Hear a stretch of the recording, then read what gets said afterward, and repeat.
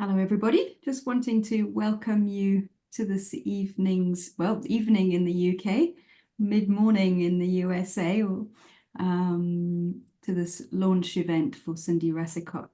Is it Rasicot? I've seen it written so many times. No, it's so many different ways. The funniest version we ever had was Rasicog, but if you're close with Rasico or Rasicot, that's fine. Okay. What do you actually call yourself? That would be best. I say Rasico, but I was listening to my former husband and he actually says it's slightly different. So it's just a French pronunciation of Rasicot. Yeah. Okay. So Thank we're you. going to be live here with Cindy Rasicot tonight, who's the author of This Fresh Existence, Heart Teachings from Bhikkhuni Dhammananda. So we're just waiting for people to join us.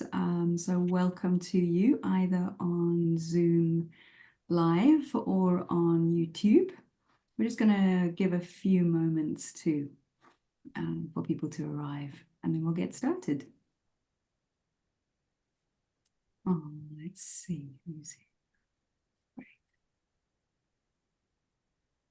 Where are you right now, Cindy? I'm in Point Richmond and I see my sister's on. So hi, Ellie. Great. I can't see her, but I know she's there. That's great. She's in Washington, D.C. Okay. So that's in California where you are, right? USA. Yes. Okay. Northern California. It's part of the East Bay, part of San Francisco Bay Area. Fantastic.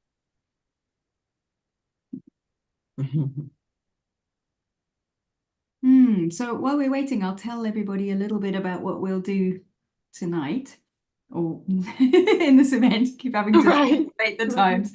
What we'll be doing. I'm going to introduce you, Cindy, in a little while, and then you have a bit of a presentation that you'll be sharing with us, which really gives a little bit more background to the life of your teacher and friend, Venerable Dhammananda, and life and work. And then I'll be interviewing you. We'll talk about the book and the contents of the book and you and Venerable Dhammananda and your relationship. And then at the end of the session, we'll have some time for questions. So if you have questions along the way, just pop them into the chat, either on Zoom, where I'll be able to read them, or Cindy and I will both be able to read them, or on YouTube. And then Walter's doing the tech for us tonight, Walter Monticelli from Windhorse Publications. So we'll get your questions and we'll be able to answer them or speak to them. So that's the plan. We've got an hour and a quarter, depending on how chatty we get for tonight. So thank you for joining us, and I hope you enjoy the morning. That's great. Let's give it another minute. If you wanted to, participants, show yourselves on the screen. Just Cindy and I can see you. It won't be streamed. It'll be nice just to say hello and wave. Hi, Moksha Gandhi. Yay, my sister. Proud sister. Great. Hi there. So, right.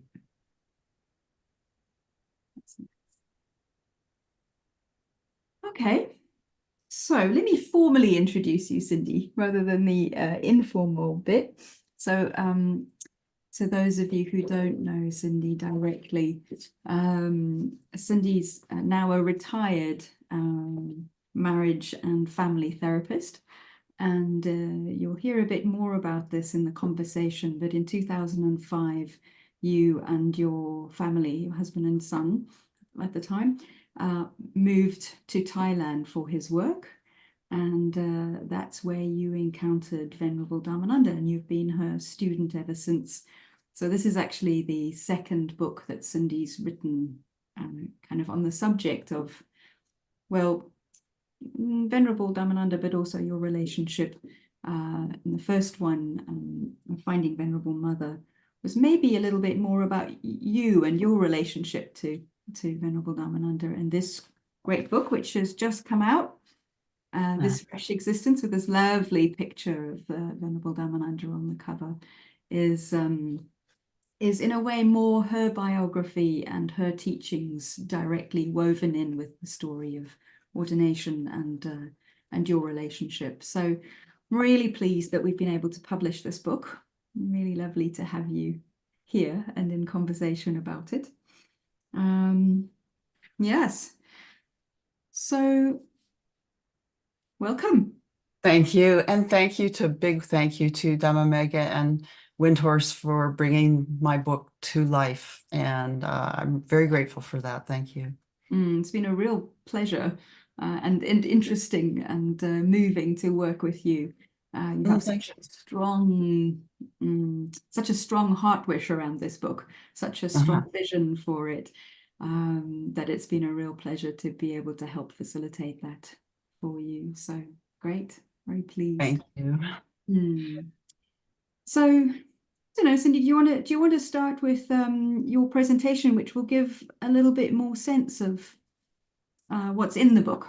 Sure. I'm going to share the screen. I'm going to do about an 8-minute presentation on Venerable Dhammananda Bhikkhuni, who is Thailand's first fully ordained nun. But what I want to say is that I'm doing this because a lot of people don't know who she is.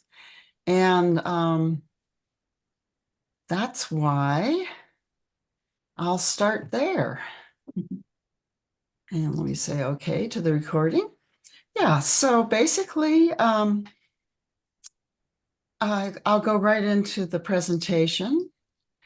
I'll talk a little bit about how the book is organized. It's sort of interesting. And I remember at one point asking you, Dhammamegha, does this work? Because it's kind of in 3 parts.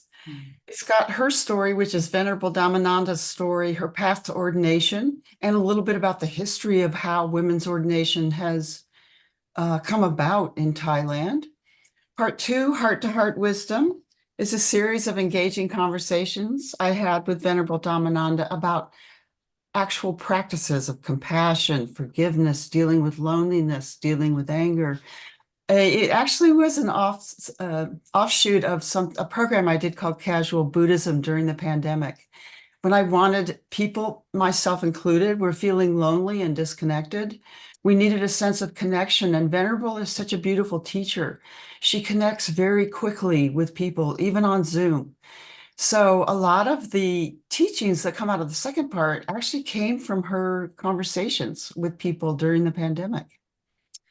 The third part, The Light of Our Beings, is reflections on the ordained life. I had a conversation with Venerable Dhammananda about her reflections on being ordained for 20 years. And I also write, I have taken what's called temporary ordination twice, and I write a little bit about my experience in that section as well. So here, as you can see, a much younger version of myself and Venerable. You know, one of the first things she said to me was, everything begins in our hearts. And she also said, compassion begins with our heart first. So this is a picture about 2005 when I first met her. And she said about compassion, when you experience it, when I feel compassion, my heart softens. And when my heart is soft, I am truly open to my shared connection with others. In our 20 years together, she has taught me everything I know about loving kindness, compassion, and forgiveness. So who is Venerable Dhammananda? She is the first fully ordained Theravada Buddhist nun in Thailand. Now, she had to go to Sri Lanka to be ordained because Thailand does not permit monks to ordain women. She received novice ordination in 2001 and full ordination in 2003. In order to understand the full significance of how courageous an act this was, I'd like to give a brief introduction on women's ordination in Buddhism. So many of you may not realize that the Buddha ordained women in his own lifetime, and this was revolutionary because he lived in 6th century India, BCE, within the Brahmanical caste system. Women were considered impure and a hindrance to spiritual growth. Excuse me for a second. Venerable Dhammananda called the Buddhists the first feminists. because he was the first one in world religions to say that men and women had equal spiritual potential and that women could achieve enlightenment. The Buddha's golden phrase was, they can see it with their own eyes. Mm. In the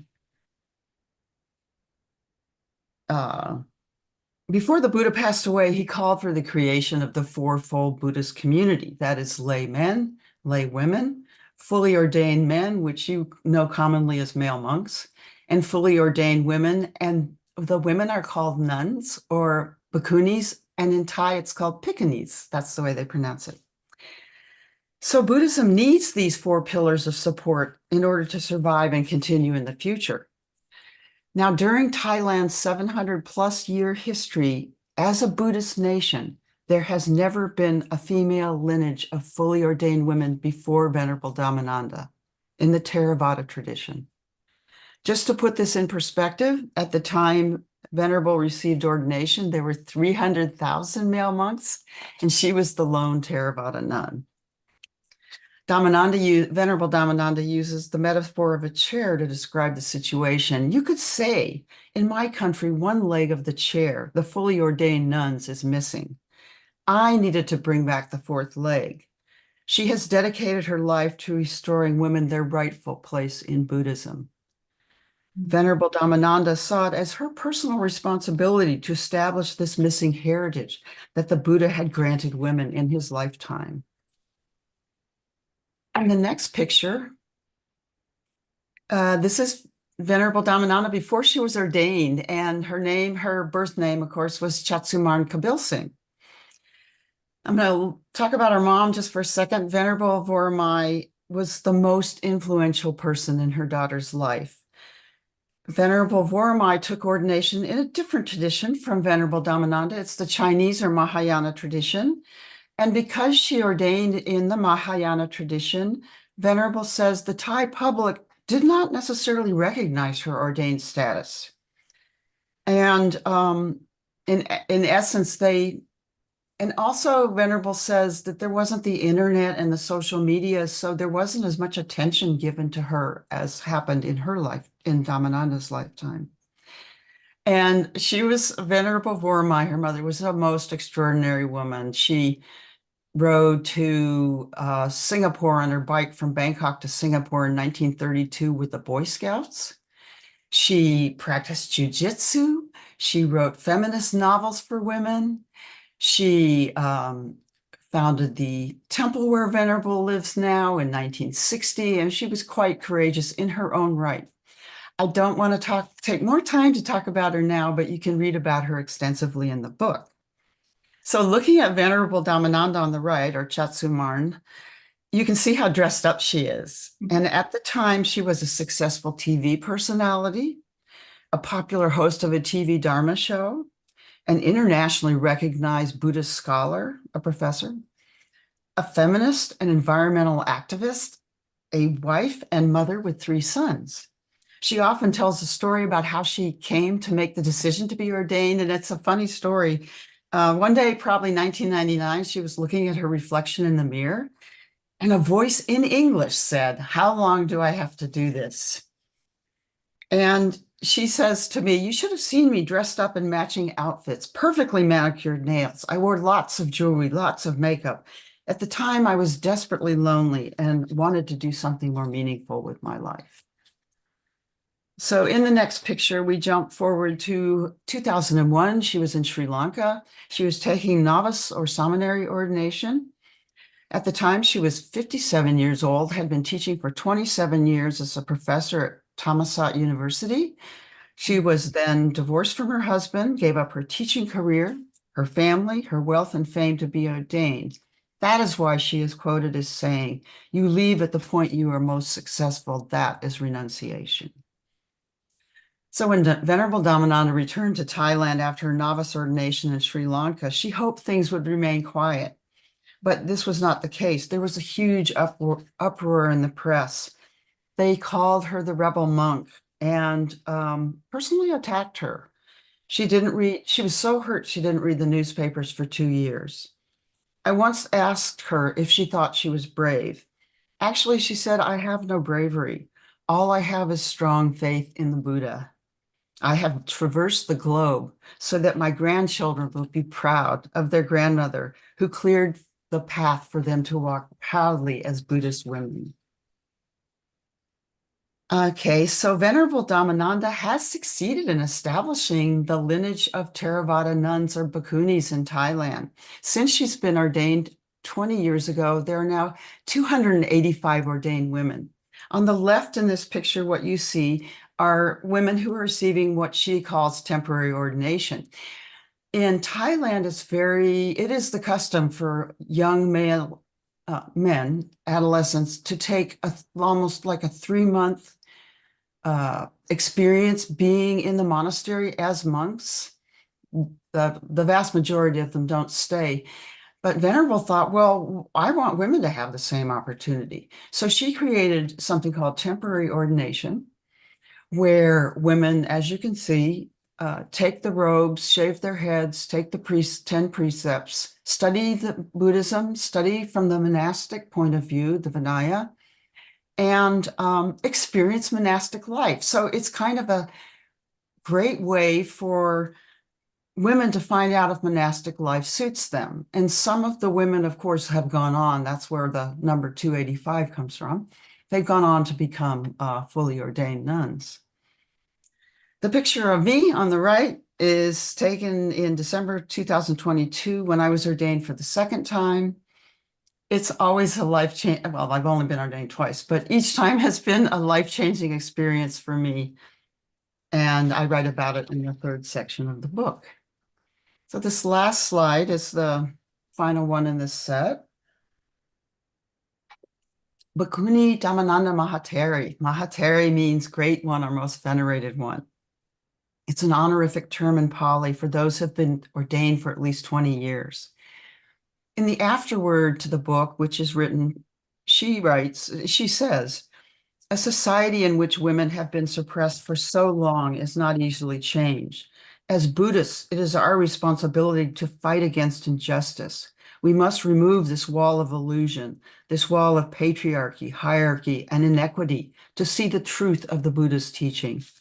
Whether the oppression is political, social, religious, whatever, we have to think hard about it together, not separately. The extent to which we can think collectively and commit together is the extent to which we can bring about social change.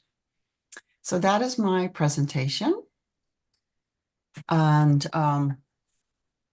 let me just say very quickly, if you happen to want to see her, she will be in a Zoom class at something called Spirit Rock on the website, May 15th, 22nd, and 29th. She's being interviewed by Aya Santachita, a Theravada nun here in the United States.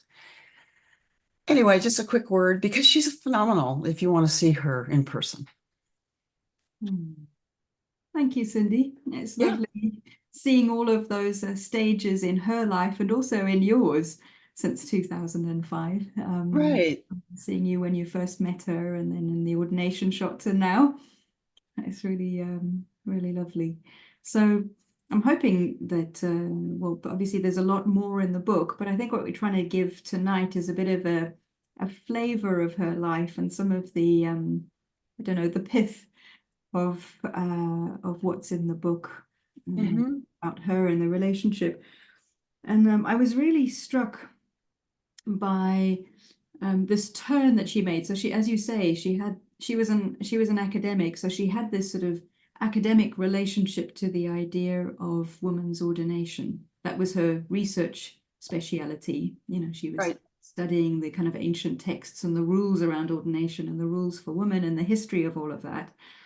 So a sort of outsider perspective. And then at some point, she moved from, in taking ordination herself, she sort of put her own skin in the game, if you like. She moved from being an observer of this question to an activist within a space around ordination.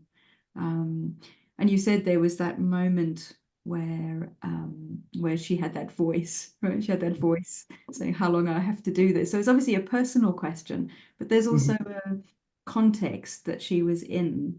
Maybe you could say a little bit more about what tipped the balance, what weighted her, what happened that she made that change. Yeah, in fact, the change in the consciousness was gradual because she was at a conference in 1983 with a woman named Diana Eck of Harvard University. And this was the first time she had seen Western feminists. And so she was affected by the commitment that these women had gone through. One woman had been jailed several times. She called it the weeping conference because so many women were so incredibly, they were social activists at that time.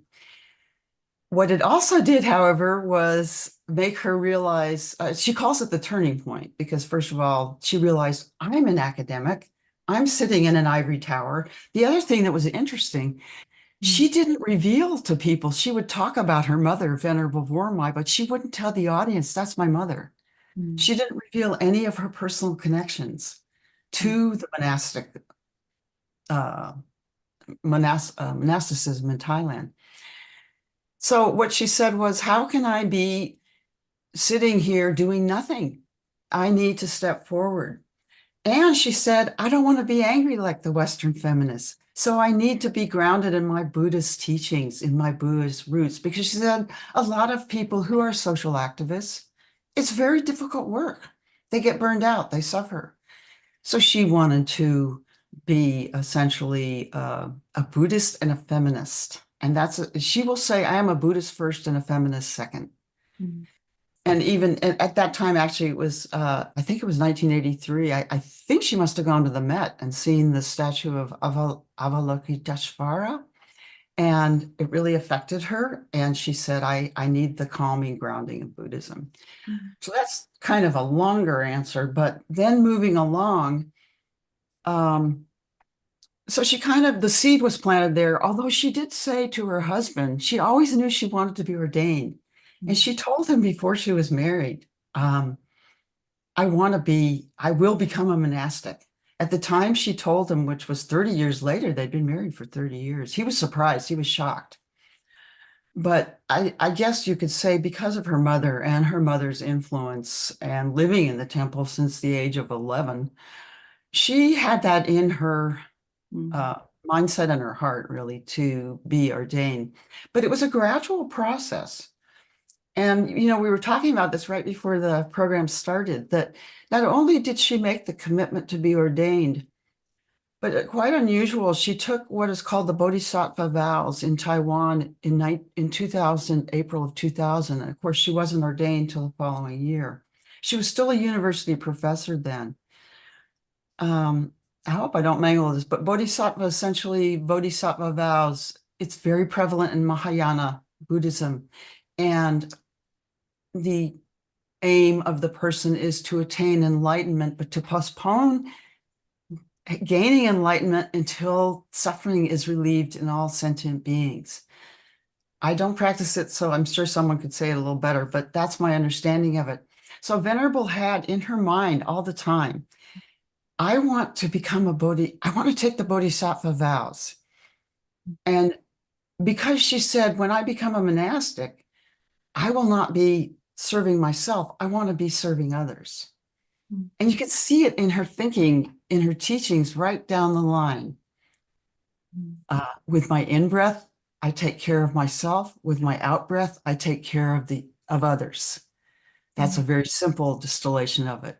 But what she taught me, and in many instances, more than once, was letting go of I, me, my, mine to get the focus off of ourselves and onto the other, the connection with the community, the shared connection. So I just think that's very interesting that she had, first of all, tried Mahayana, which is a different form of Buddhism than Theravada. She did eventually decide to ordain in the Theravada tradition, which is a rather long explanation I won't go into, but the lineage had been reinstated in Sri Lanka in 1998. She was an academic. She had studied, so she knew it was a valid ordination, even though it was done by Chinese people and then reordained by Sri Lankan monks. It was quite a process. So she said, and she said, excuse me for a second. People would be confused if I walked around wearing maroon robes, which is the Tibetan tradition, or that's even a third tradition she considered, not Mahayana. People would be confused because then I'd go on to get higher ordination as a bhikkhuni in the Theravada tradition, and I'd be wearing a saffron robe. So she just wanted to be consistent from the start. Mm. Mm. It's a very beautiful aspiration, isn't it? That bodhisattva vow.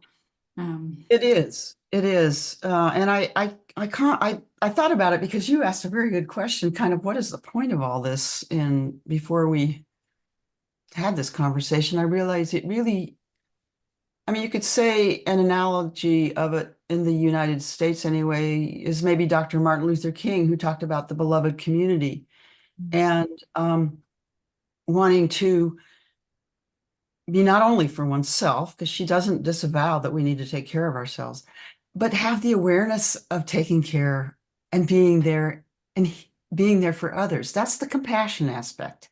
Mm. And she really believes that when we are compassionate with others, we heal ourselves, that we gain as well as other people gaining. Really beautiful. I think she's very obviously a Sangha builder. So she wasn't just taking ordination in a way for her own spiritual or personal development or something, although clearly she had a very strong calling to do it. Yes. But she also was doing that with the consciousness of wanting to establish this Sangha of women or complete the Sangha by having ordained women, put it that way, Sangha being a kind of the Buddhist notion of community, a community of practice and practitioners. I wondered actually if you wanted to read something from what you wrote. So I found this part really moving myself, having spent some time within various kind of Sangha communities quite intensely, that they are something about creating a context for others. Okay. She very clearly did. But also we have to work on ourselves when we're in community because we're so strongly mirrored in community, in that kind of intensity of relationship. So actually, this is something from right at the end of the book, page 183. I wonder if you've got that at hand. Yeah, I have it. And what would you want me to read about how she became her difficulties dealing with the Sangha? Yeah, no, yeah, well, just her own development in relation to the Sangha, perhaps. Yeah. Well, first of all, I want to say as background that she learned from her mother, who was unable to have a Sangha. Her mother was a lone monastic, that's very important. And also that's what the Buddha called for, was the fourfold community. So she, in her aspirations, very much concentrated on training monastics in the Vinaya and the monastic rules, and also forming a community. But when she began in her early time, she really had trouble with her Sangha because she was only thinking of herself as the center of the universe. And I can read from there. There was a lot of misunderstanding. The Sangha was having difficulties. In terms of my own spiritual growth, I did not know I was very judgmental. And this is my confession.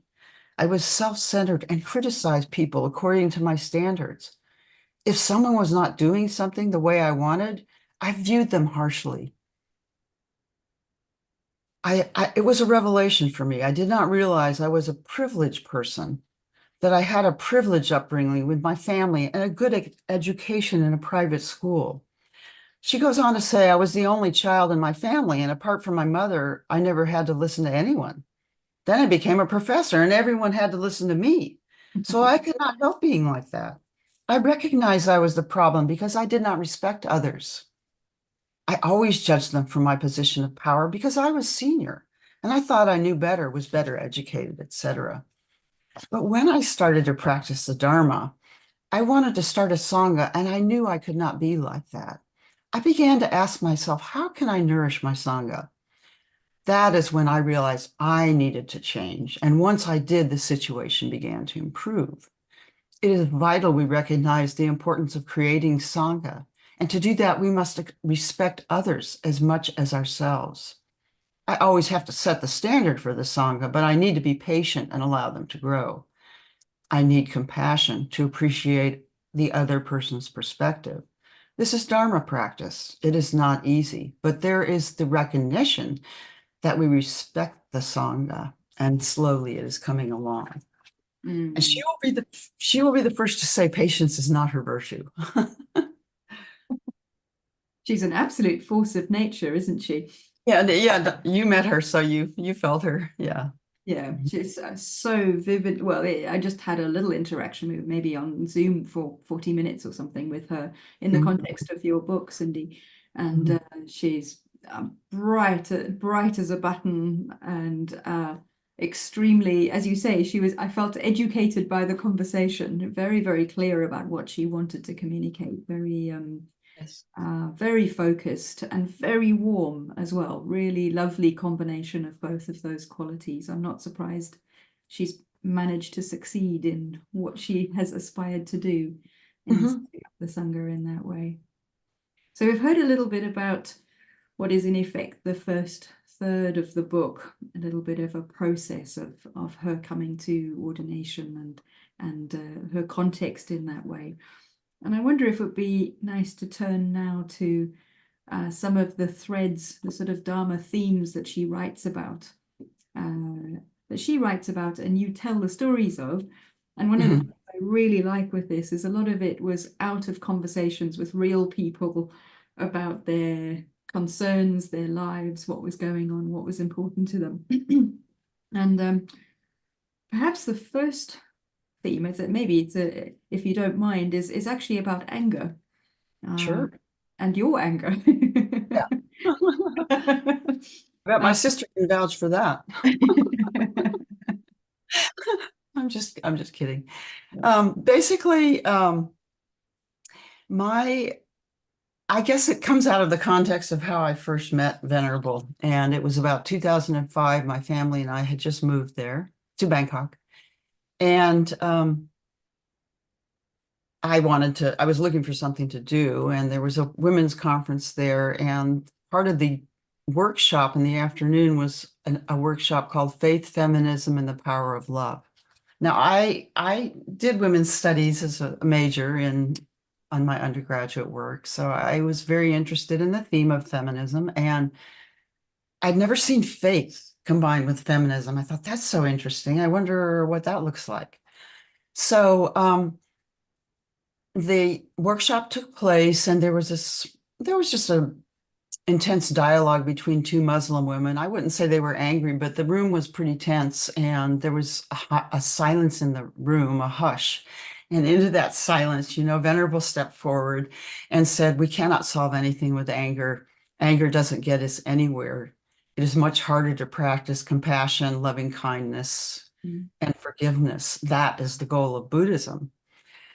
Well, that kind of set off an electric light bulb in me. I felt like maybe that message was personally for me. I'm not sure. I'm not sure how to describe it. I didn't move to Thailand looking to find a teacher.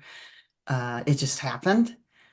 mm, But it was a very profound experience. I was immediately attracted to her. She was both strong and soft, which is a pretty unique combination. Joan Halifax who wrote the foreword to the book, describes her as having a strong back and a soft front. mm, She represents the definition of femininity that I learned from her is strength through vulnerability. And that's what she showed there. And she said, she's very energetic, very charismatic. She just said at the end, anybody who wants to come see me, come talk to me afterwards. And she pulled a business card out of her briefcase, and I headed down. I do like the saying that when the student is ready, the teacher appears, because that's kind of what happened to me. mm, But let's just say that in combination with anger in my life, have struggled with depression. Not so much now as really for many, many years. And I felt that I was stuck in some ways, and that she had a wisdom just by her presence, by the way she is. You see compassion and forgiveness in action in a living human being. And it's very powerful. When you sit in her presence, she's 150% with you. She's 100% present. And when she talks to people, invariably she would pick out something about that person that had specifically to do with them. Like for me, a lot of it was, I'm going to just tell you, letting go, I, me, my, mine. But other people might have been, you need to take care of yourself. My friend Tanya, take care of your physical self. Different people, she would tune in. It's different from being psychic. It's like so connected that she could sense what another person needed to hear. Mm. And working with the theme of anger, and also as my first book kind of deals with healing the mother-daughter relationship and coming to a point of forgiveness with my mother. And I did have difficulties, anger with my mother. So she helped me kind of transcend the anger into a more compassionate, forgiving perspective. And I don't know, does that kind of Mm. relate to you? Do you have any sense about that for yourself, or any anything you would like to add? Um, I think the thing that really struck me in what she was saying when she was there's a little incident where she's reflecting on someone else's anger that you recount in the book, and the thing that she says is uh, like anger or forgiveness around anger is possible when you start to think of something from someone else's perspective as well as your own.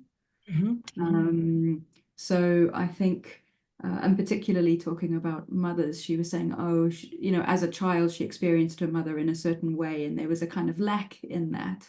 But she Mhm. experienced it as a lack, as a kind of loneliness, as a harshness or something like that. And yet it was only later on that she was able to see her mother's own upbringing, and then she could soften towards her mother, and then of course that could change as well. So I think there's something, I think there's myself, it's not anger is not a huge thing for me, anger particularly, but it's more around, well, probably I have something around envy myself more. I kind of think that someone else is everybody else is sort of somehow having a better life than I have, Right, which is not true. I have a very good life, but right. it's sort of possible only to sort of see only one part of somebody else's experience, if you see what I mean. And then, Mhm. of course, you get to know them and you realize what complexities come with whatever they have in their life that I've been envying, for example. That's an example. I thought that was just very, very helpful. Yeah, I Uh, was looking. Yeah, I'd like to comment on what you're saying. Once we realize the other person's response is only human, we begin the practice of forgiveness. That is why meditation practice is important. As the angry thought arises, take a mm, deep breath, come back to yourself, and catch it before you lose control. When you reflect on the situation, then wisdom comes. I'm not seeing the part that I want to read, but basically says when she sees her mother's situation, her mother was very controlling, very demanding, very harsh with her. When she begins to see her mother from her life, and her mother was, her father very much wanted to have a son. He more or less told her that. I think she just never felt accepted. This is her mother now. mm, And so when Venerable began to understand the broader context of her mother's life, she was able to forgive her. mm, And she said she would hug her. She said she didn't particularly like it, but she would say, "Don't do that," but she liked it. So there was this kind of mm. change, and that took Venerable until she was about 40 to come to that place of forgiveness with her mother. Yeah. I think there's something very powerful when somebody who has a kind of leadership or authority Mhm. is able to be that in the world as well. So, like stepping into that conference where there was a conflict to say anger isn't going to solve this problem, for example. I Mhm. mean, I grew up in South Africa, so I grew up in an incredibly like divided and distorted and hateful place. So I was really struck. I'm going to read a little section actually from her words after her ordination, if you don't mind. Sure. which is also in this area about forgiveness. So it's on page 113. Anger and hatred can be very deep-rooted, like when you grow a plant. By watering the seeds of hatred, we are nurturing the plant to grow into a very large tree, which not only affects you, it affects all people, other people. I have an example from my own life. The people of my generation were brought up to believe that the Burmese are our unforgivable enemies. Throughout Thai history, there have been many wars with the Burmese where they came in and attacked us, burning and destroying property, desecrating Buddha statues. We told ourselves stories about the Burmese. If we heard loud noises in our house, we would say, "You scared me. I thought the Burmese were coming to get us." We were brought up to hate, refuse, and deny the Burmese. Therefore, many of us, like my sister, refused to go to Myanmar. And then she says, the very first thing I did when I was ordained was travel to Myanmar to visit Sriragon, the magnificent stupa. I went there to bow to the Buddha and experience the sacred energy of the site. I acknowledged that whatever stories I had learned about the Burmese, truthful or not, I forgave them. I also asked them for their forgiveness because I did not know how my own hatred may have harmed them in the past.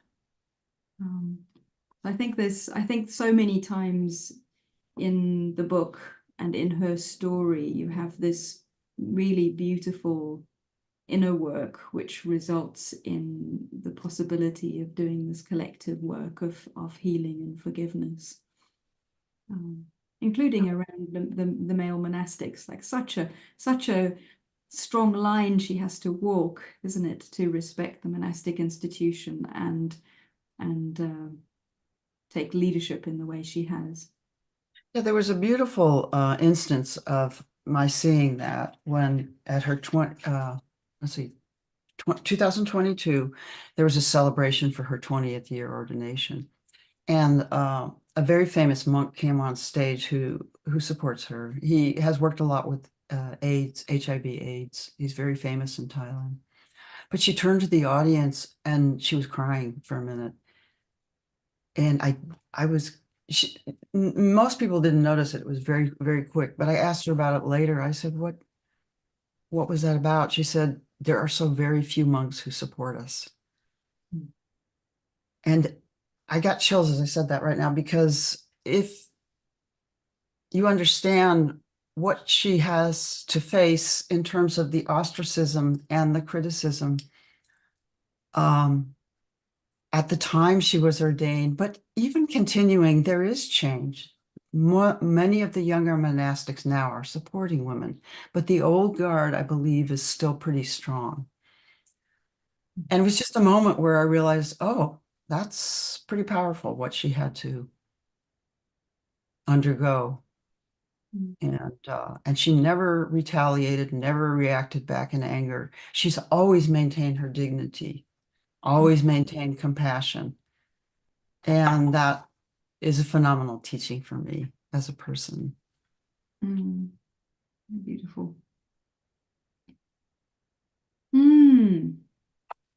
I wonder, is it time for questions maybe? Yeah, I was feeling that, yeah. Does anyone have a question? You can either write it in the chat if you like. Ah, yes. So Julia, thank you, has said, I'm curious, Cindy, what was the most rewarding part of writing your second book, This Fresh Existence? She says, it's a fantastic book, by the way. Oh, thank you. Thanks, Julia, and hi. That's a very good question. I think I would go back to something that I didn't talk about earlier, but for me, Venerable Dhammananda is a moral and spiritual compass for our times, both on a personal level and a societal level. And as a side, NPR, which is our public television, did a study recently where 1 in 5 Americans said that they thought we would have to resort to violence in order to get our country back on track. And that was astounding to me. And and it shows just how important her message of compassion, kindness, and forgiveness is. I wanted her voice to be heard. I think as a Buddhist and a feminist, she has a powerful voice for advocating change, and especially for women, although I would say certainly as a social model for change for men or women. But I love this. I heard her say this early on. Um, she for me is a woman who, whoops, that's the wrong page. Where am I here? Well, I don't have it, so I'll just say it. She's a role model for women who feel trapped by their circumstances. Number one, you can do it. Number two, don't be afraid is essentially what she's saying. Number three, do it now because everybody else is waiting for change. And if you don't do it, nobody else is going to do it. So it's sort of like be the change, which she is. She went from being an academic to being a monastic. She became the change. She walked the walk. She talked the talk. And to have such a beautiful message of personal compassion and healing, for me personally, I just simply wanted to write the book because she helped me so much. She helped me heal as a person. And I figured it's good to share those healing benefits with other people. That's why I wanted to write the book. Also had a personal experience at one point where I sort of had a spiritual calling. I was sitting with her, and I won't go into the instance of what was happening, but she said the night before she had told a Dharma teaching specifically for me. And I was sitting there, and all of a sudden I felt this kind of warm, tingling energy coming through me. And it wasn't like I heard somebody say, "You're having a transmission." It was like I felt very connected to her. I experienced her energy coming into me, her teaching coming into me. And I felt, oh, I'm receiving her transmission, and I'm meant to be the catalyst to bring her teachings out to others. And it was very clear to me. That was why I wrote the book, was I felt spiritually called as well as personally called to get her message out, because we need those messages.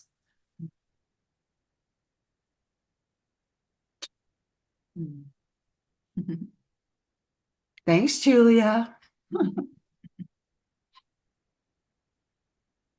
Well, while the rest of you are thinking about other questions you might want to ask, I can ask you one while we're Sure. waiting for some other questions. Um, I would like to know a bit more. You said earlier on that taking temporary ordination for you was a life-changing experience, twice a life-changing experience. I'd just love to hear a bit more about that and what it meant to you. What does it mean to take the robes in that way? You know, it's not such an easy question for me to answer, so thank you for asking that. I say it's not easy but I think I'm getting a little better handle on it. The Thai culture has a beautiful practice of practicing merit, honoring their monastics. They have a process of alms round where the monastics go at dawn, they cook fresh food, they offer the food, they kneel down to the ground, and the monastics deliver a chant, or what we call a blessing. And I don't think I've experienced that in this culture to that degree, where there is such love and reverence for to honor someone in that way. It's like, to do that, I had to surrender a part of myself to say how much I honor and love her, really is what I was saying. And both times I ordained, I did it to pay merit or in her honor. First time she was 2014, she was what's called a Pawatani, and that's a woman who has been ordained for 12 years and then can ordain other women. I think seminary and Bhikkhuni, I think, novices and higher, fully ordained nuns. And I think it was 100th year anniversary of her mother's birth. There was something else in there, but I did that. And the second time the two experiences were very different because the first time, I almost call it play acting because I didn't know really what I was doing. I was going through the motions. The Thai people, they're very kind Thai people, and they would just kind of yank me here and there and say, they call people Kun Cindy, Kun Dhammamegha. That's just, I don't know, that's what they do. And so they would drag me this way and that. And I didn't know, as I didn't understand the full meaning of what I was reciting. And I didn't memorize it either. Okay, so the second time, which was 2022, she kind of pulled me aside and said, you need to memorize the chants. And I'm like, okay, because they're all in Pali. So it wasn't easy. I took about a month, and my sister will get a kick out of this. I'm actually Jewish. And when my brother was 13, the cantor kind of had to take him aside and say, you need to be able to read Hebrew to do your bar mitzvah. It was sort of that type of thing where I got called on the carpet. And so basically, I did it, but I was much more insecure, I want to say, during the second time. It was like, first of all, being a Farang, a foreigner, which is anyone who's not Thai, the Thais watch you because they're curious. They're not judging you per se, but it just made me nervous. And then I write about it in the last chapter on ordination, or the last section of the book. At the end, I thought I was done, and I was kind of breathing a sigh of relief. And I came to there was a long receiving wise of Thais, and I thought, oh my gosh, now I have to. They're paying merit. They're paying respect to me. And it was so powerful for me. I felt, oh, I had to ask myself, am I worthy of this respect and this reverence? It threw me off. So in that moment, I was kind of a hot mess, is what I think I said in the book. I wasn't a bad Buddhist per se, but I certainly wasn't calm and peaceful. But the experience of ordination when you come out of it is one that I call of initiation. Inevitably, I would come out feeling maybe a more solid version of myself, a more whole version of myself. And I think that's the best way I can describe it.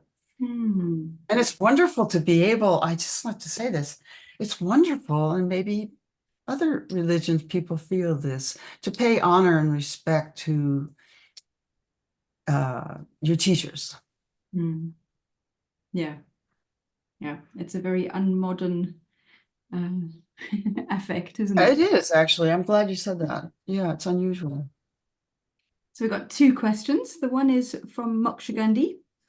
How does your practice look now on a day-to-day level? Do you have a local sangha to practice with? I'm really glad you asked that. Thank you. I found one teacher, Venerable Dhammananda, and I've tried several teachers in the US, and I have done my darndest. And you know what? It just hasn't happened for me. So what I do is I do meditate, have a meditation practice. Honestly, I could be growing and learning a lot more. I'm sort of in what I might call a plateau where first of all, because writing this book has been a big deal, and marketing it, as Walter can tell you, is a lot. And so I think my focus is a little off of the practice right now. But anytime that I feel wound up or off center, I will meditate. And I think I feel like, it's hard to describe, but I think I feel in my lifetime, I had an 18-year journey to receive this woman's teachings, and I've received them. I've integrated them, and my life has changed as a result. I'm a happier person. I don't struggle with depression as much, and I feel more confident. So I guess I could say I can continue to practice, but I feel pretty fulfilled. Hmm. Hmm. I'm just I know thinking. that's not necessarily being a good Buddhist, but that's the story from my angle. Well, I've been wondering as you were speaking, I was feeling a little bit sad. I suppose sad thinking that you think that practice is all meditation, whereas what you're doing at the moment is practice, is it not? Thank you. Thank you. I don't know how in the West. Thank you for saying that. That's really important. In the West, Western Buddhist meditation is the practice. So when I look around, that's what I see people concentrated on. Hmm. Uh, Go ahead, please. Yeah, what else were you going to say? No, it's just, well, I Oh, think good. myself, I think like my work is part of my practice because I'm helping to bring the Dharma into the world and have these kinds of conversations, and either I can do that well or not so well, or what my Right. mental states are in doing it, or you've written this book and there's an enormous amount of purification that happens in writing a book. Uh, Yes, thank you. Thank you for that helped. Thank you. That kind of put it in perspective for me because I am doing a sort of practice. I agree with you. mm, mm. We've It's got not, go ahead. no, so you finish what you were saying. Well, then maybe it's not formal in the ways that I used to do it. It's a little different. It's a living practice. Mm, mm, mm. Mhm. Moksha Gandhi writes exemplification, as in being well, Venerable Dhammananda and you are being somebody who's living a life that exemplifies what you're learning, what you've learned. Yes, thank Mm. you. Sadly. Um, so Walter has a question, which is, what do you hope that your readers take away from Venerable Dhammananda's story and therefore your book? Well, I think my friend Julia has already given me some feedback, and I hope she doesn't mind. I'm not going to say the specifics of what she learned, but in reading a particular chapter, it helped her to work on a particular relationship where she was having a problem in that relationship with that person. And the theme was forgiveness. I think it's fine to say that. And it really made a difference. And that's what I'm hoping. I want real life examples where people can apply. And this is how Venerable teaches too. She gives practical examples. She uses herself, and I use myself in the book to some degree too, to describe personal situations that hopefully people can extrapolate from and apply to their own lives and benefit. Mm. Mm. Beautiful. Mm. Mm. Um, Dhammananda now is an older woman, shall we say? I don't know how old she is now. She's 79. I think she'll be 80. Well, she was born in 44, so yeah, she'll be 80 this year on October 6th. Mm. Mm. So, you're in conversation with her ongoingly? Obviously, you've been in conversation with her throughout this process and now after the book. How does she see the future of what she's done? Oh, that's a great question. Oh, I think I asked her that. I'm going to refer to the book because I asked her that specific question. And I would like to say it in her words. Mm.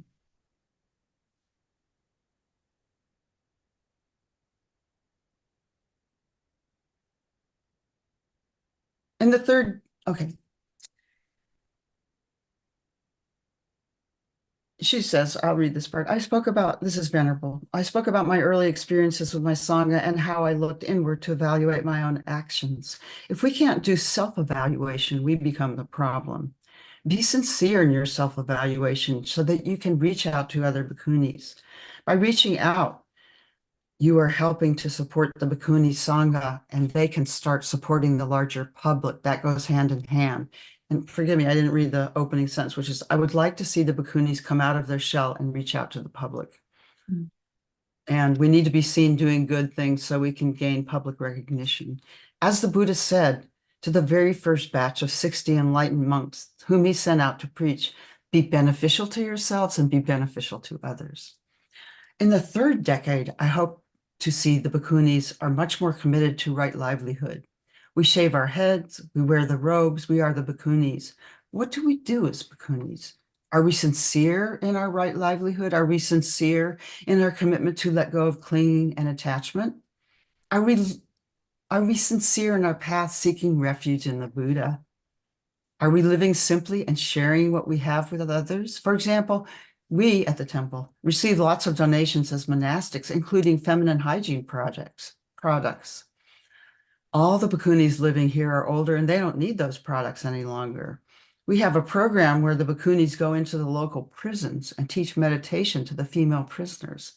We donate this excess of feminine hygiene products to the prison.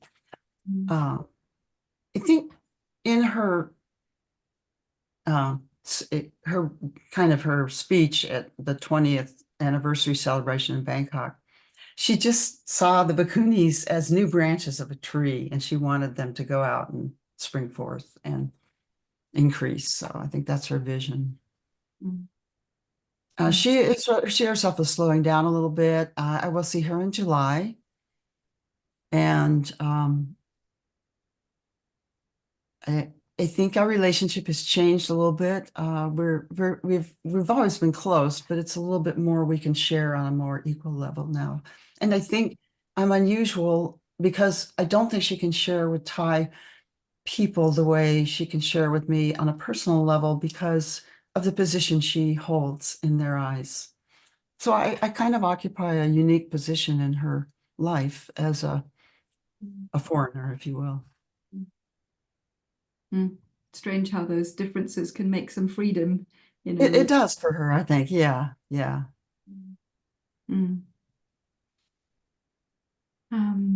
I have one last question myself, and we can see if there are any other questions that come up as well. But okay, what Venerable's done in her own context has been ordination. Like ordination has been the vehicle, if you like, for becoming the change that she wanted to see, and also it gives her a place from which to support others in these ways. There's a sort of role of the monastic, it's a recognized role, and she and others were excluded from that role, and now she's included and occupying that role maybe differently from how it's been occupied previously. So I'm presuming most of us here are not going to take a monastic ordination long term.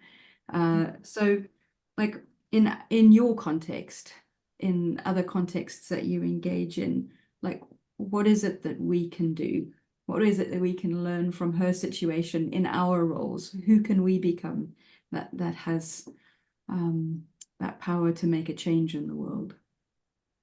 Yeah, there was a wonderful casual Buddhism where we talked about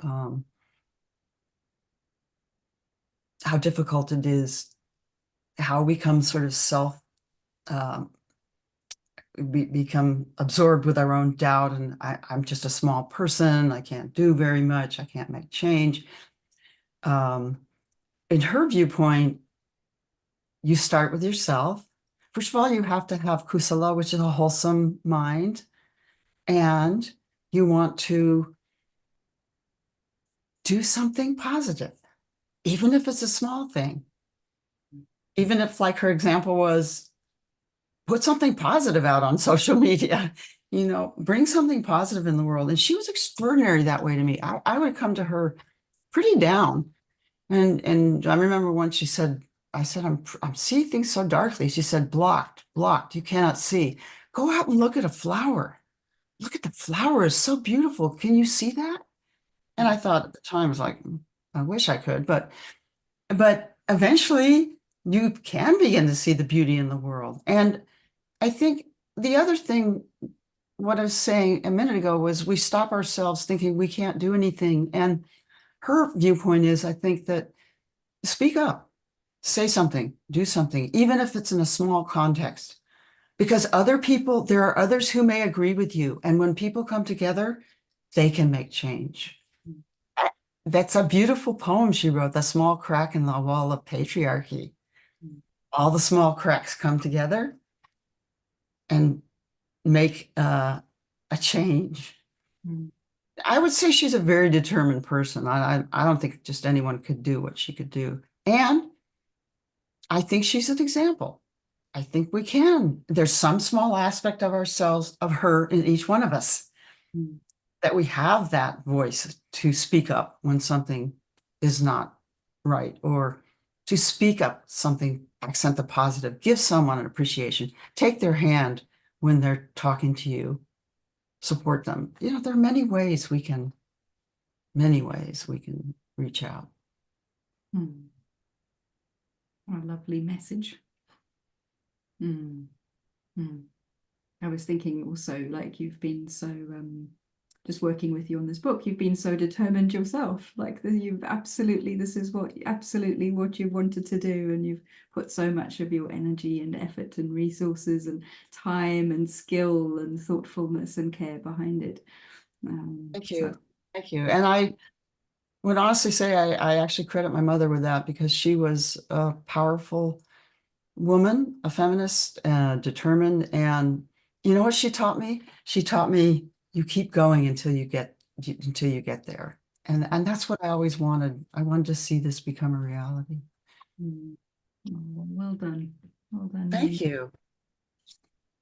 So Well, thank you, everyone. And I just want to thank Dhammamegha and Walter and Windhorse Publications, because this book is here because of them, because of you. Thank you. thank you, everybody. Don't know if we want to just open it up for anyone to say thank yous or goodbyes or last questions. And Walter's put some information on the chat about the book, your product page where you can find the book, and if you'd like to support the work that we do ongoing. But let's also have a chance just to say goodbye for everyone. And thank you all for being here. It's an honor to have you. Thank you.